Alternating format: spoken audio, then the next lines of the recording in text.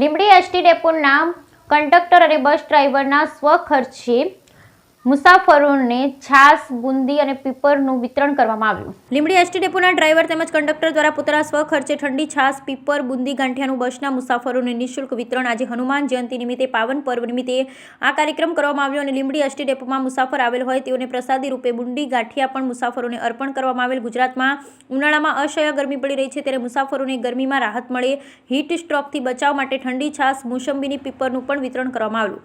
જ્યાં ST depot Limbdi ST મજૂર મહાજન union મજૂર મહાજનના આગેવાન હરપાલસિંહ ઝાલા કેશિયર તથા લખધીરસિંહ ઝાલા, ખોડીદાસભાઈ મકવાણા તથા દેવેન્દ્રસિંહ ઝાલા તથા પ્રવીણભાઈ રાઠોડ તથા ડીસી રાણા, ઘનશ્યામભાઈ, યશપાલસિંહ રાઠોડ, ઇન્સુભાઈ તેમજ લીંબડી એસટી ડેપોના ડ્રાઈવર, કંડક્ટર સહિતનો સ્ટાફ કર્મચારી આ સેવા કાર્યમાં જોડાયા અને પોતાની જાતને ધન્યતા અનુભવી. Bureau report Vallabhbhai Rathod.